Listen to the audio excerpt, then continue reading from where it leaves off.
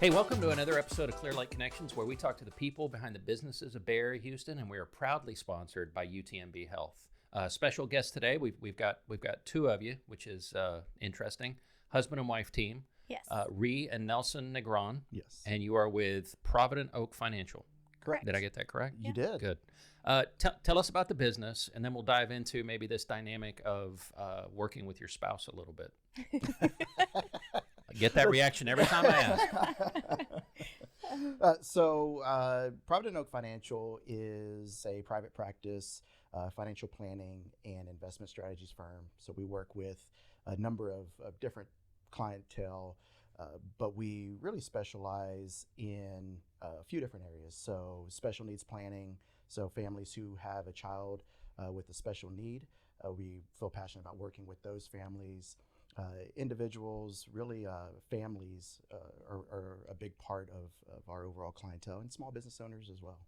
So there's a story there, obviously. Tell us about that. The fact that you have this little niche that you've carved out and you focus on. Yeah, so we're a special needs family, actually. We have two kids on the autism spectrum, and he's been in the financial industry for almost 20 years. So when we had our second child diagnosed with autism, now it's been 15 years ago already. We're getting old. We realized there just wasn't enough information. He worked as an advisor, but yet he couldn't even find the information that we needed. And we thought, oh my gosh, we have all these resources at hand and we can't find it. So then what is everybody else doing? And so that kind of started us, and he started trying to dive into it a little bit more through some of the major firms. Still wasn't getting where he wanted to get. And we just kind of decided that we needed to make our own network and branch out on our own. So That's fantastic. So I love this idea in business of the niche, right? Filling a niche because it's specialized and it's unique. Tell us about your ideal client and the special challenges that your clients are going to face and that you've experienced. And so it's what makes you able to connect with them. Well, I think what mainly allows us to connect with our clients is that we're in their situation. We understand their feelings, we understand their fears and their concerns, those things that keep them up at night. And to be able to relate in that way, to know that we share a story and we're going to be right there with them every step of the way, coach them, help them in all aspects of their financial life. But also, they're not just a client, they're not just a number on a piece of paper, but we really want them to feel like family, and we want to treat them as such.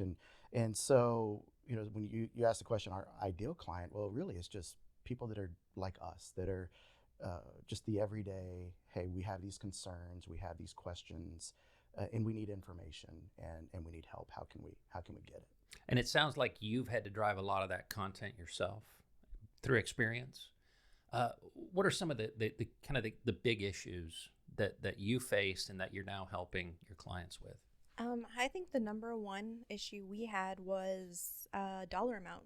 So as a special needs parent, unless you lucked out and you've got some big inheritance or you already had a bunch of money, all your money goes into your child. It needs to for medical expenses, therapies, the list goes on. And while you're paying these expenses, you still have to figure out how to plan for their future, because unfortunately, I'm not going to live to be 200. I'm trying, but I haven't figured it out. So somebody's going to have to take care of them when I'm gone. So, we would talk to major firms and they're like, well, I'm sorry, you need to have X amount to even basically be worth my time. I can't help you. And you get that over and over. We can't help you. We can't help you. And so we really just wanted to be that person that didn't say, we can't help you because you're not valuable enough by a number for us. Let's see how we can help you. And that was probably the biggest challenge we faced. Yeah, and it sounds like the empathy that you have with your clients, it builds a really strong connection.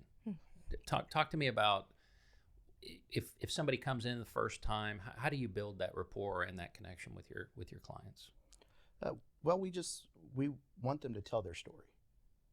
It's really about them, their story, where they're coming from, what they're trying to accomplish, and again, what are those concerns? What are the most pressing concerns today, and what are going to be the next the concerns over the next 10 to 20 years, and how can we address those? We want to get to know them as people and as a family, not just a target number that they're trying to hit, but really how do they feel about their situation and what would it do for them if they had a plan moving forward.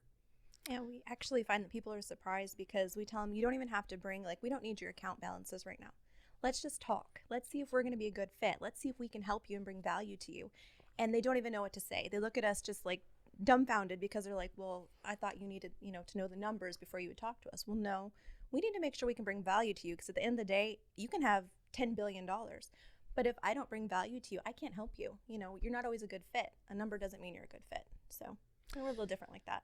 Yeah, and so you got turned away by all these big firms and so what are the big lessons that you've learned? What are some of the key points that if I'm a special needs parent financially I'm going to run into and that you've discovered and you're able to really pinpoint and hone in and help these folks?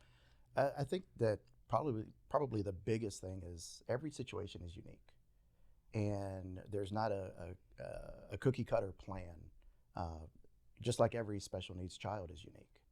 And so we really need to get to know the family, who they are, what's important to them, and let's build a plan around that. So I think that's probably the number one thing. And what resources do you have available? I assume you've kind of collated some of this stuff together now, and so you've probably curated your own. We've actually created a lot of our own stuff and actually built our own network. We've made sure we found, even just an attorney. Not all attorneys specialize in this. You need to find somebody that has a lot of experience. We actually have an attorney who is also a special needs mom herself. That's how she started in this. We had to put together a lot of our own material. I think finally things are coming out. It's finally starting to turn around, but a lot of stuff we created flyers and information. I spend a lot of time helping people on social media that are not clients, like where do you go, how do you get started, because they freak out and there's nobody to help. Probably the best thing I can tell you, it doesn't have to be us, but find somebody that actually has either experienced it or knows special needs, because it's not the same. The plans are not the same. Nothing is the same. And anybody can tell you they can do it, but at the end of the day, you don't want to find out they couldn't when it's too late. So they're not the same. So no. Expand on that a little bit more. So what are the major differences? What is it about making sure that the child, if the parents are gone, has the right support system, as opposed to a child that just gets an inheritance and moves on with it? So what specifically? Yeah, and I think both of those actually kind of go together, because one of the major things that we run into, and a lot of families just don't understand or didn't know, is what is it going to do if the child who has special needs receives an inheritance? What effect is that going to have on them long term? And really being able to plan through that and being able to help them build a team around their financial needs. So like she mentioned, the special needs estate planning attorney and a CPA who understands those situations is what we call sudden wealth situation for a child really going to hurt them long term. Maybe they're receiving government benefits, and what effect is that going to have, and how can we plan for those types of things to happen? So really building that team around them to give them the advice, the coaching, and have a long-term plan in place. And it's different in the way that in a typical, if you will, financial plan is concerned, you're really planning for one lifetime. In a special needs situation, you're planning for two. So you're really having to think longer term, and how can we stretch whatever the dollar amounts are, how can we stretch them over two lifetimes instead of just the one? Yeah, that sounds like it's it's obviously double the work, double the planning, and really needs some well thought out action. Let's get back to this. You guys, what's it like working with your spouse? So anybody that knows us knows we do everything together. Actually, people say it's nauseating. Not for me, it's not. Not for us. Not for us, thankfully. Maybe for her it is, but not for me. No, you've worn me down, but no. 18 years and we do everything together. We're the people that work out together. So it's kind of natural for us. It really isn't any different. And I think at first when we opened Provident Oak, we had to learn how to distinguish home from work, and that was a challenge for us probably the first 6-9 months. And we finally realized how to have work stay at work and home. I think it made a big difference for us. But I mean, we don't really argue or disagree. I think we've just kind of mastered out the marriage part of it over the years and how to how to disagree. So now we figured it out for the office. So it's really not She's bad. mastered it. I'm still learning. Well, you're a man, so Yeah, you'll right. never master that skill. I have an excuse, Right. right? We'll never master that skill. That never happens. I think we have the same vision, and I think that helps. Yeah, I think that's exactly right. Is we have the same vision.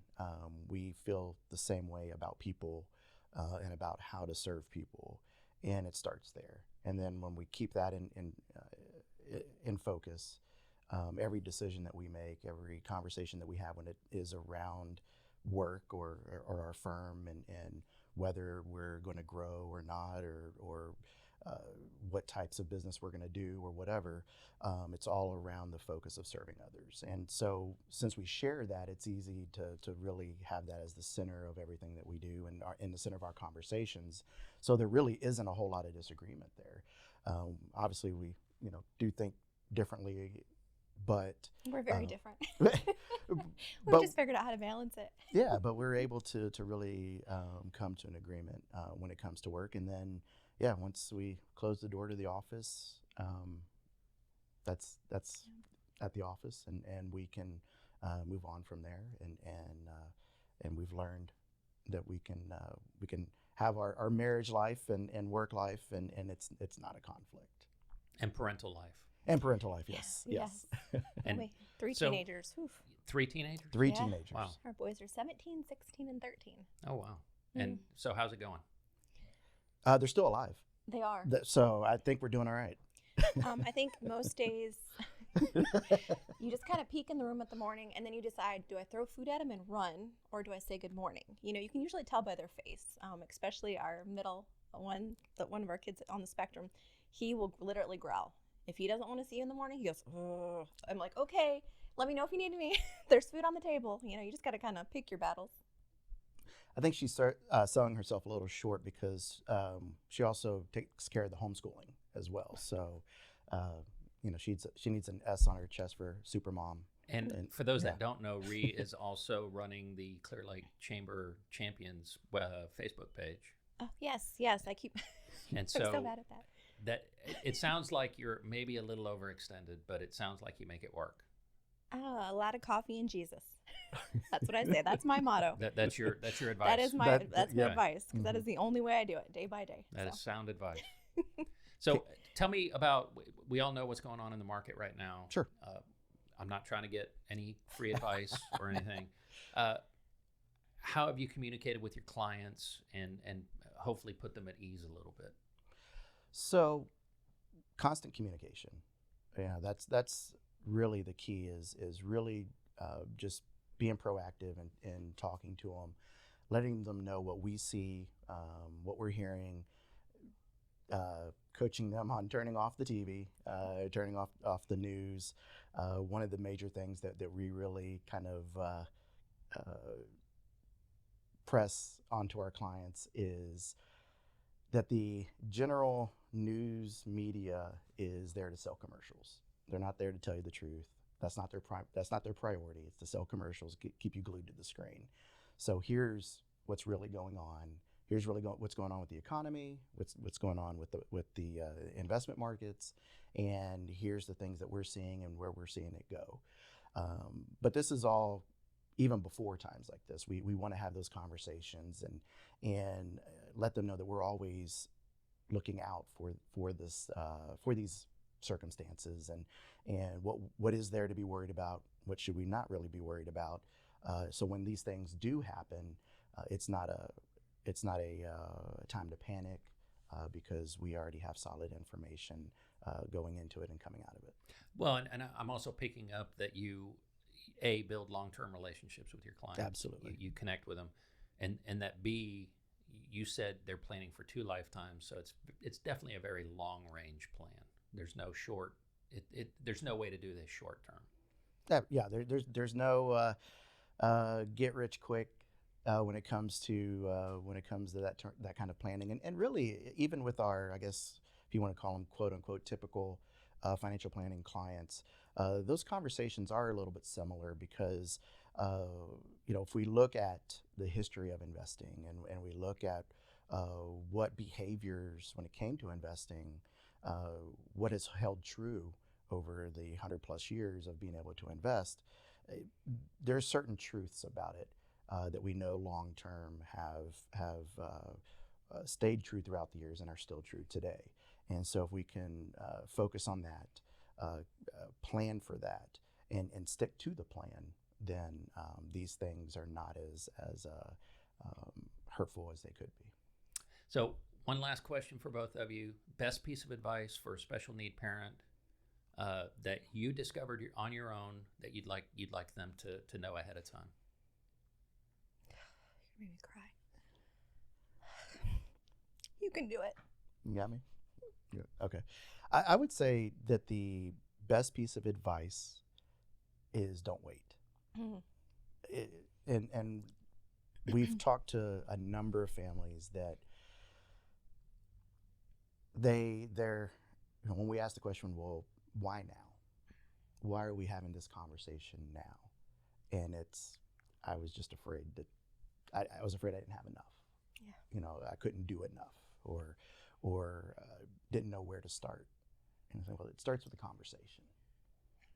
It doesn't start with investing or saving, obviously those things are important and those are going to be part of the plan, but it starts with a conversation, and have that conversation as soon as you can. And keep looking. There's somebody out there to help you. There's somebody that can help you. Yeah, you guys have built a network, and that's important. I think people need to realize that there are resources, but it's a matter of finding them. There are, and there's more and more resources. Every year, finally, I feel like the world has kind of woken up, specifically with autism. It's a lot more prevalent now. There's more information out there. It was kind of not really heard of when we first started, but there definitely is a lot more resources. Things people don't realize. There's waiting list you need to put your child on for adult benefits as a baby, because the waiting list is so long that you're going to be lucky by the time they're 18 if they make it to the top of the list. Wow. And then every few years you have to re-up that list or they kick you off. So you can't just put your name on there once. There's just so many little things that you don't know, and you're not looking, you don't think about 18. A lot of times you're trying to get through the day. Mm-hmm. I just want to get through 24 hours. And so you need a team that can help you, because you do need to focus on those 24 hours and have a team working on everything else. So excellent. You guys are doing awesome work. I love the passion. I love the fact that you're telling stories, you're sharing stories with your clients. I think it's fantastic what you're doing. Thank you for coming on. Thank you for having us.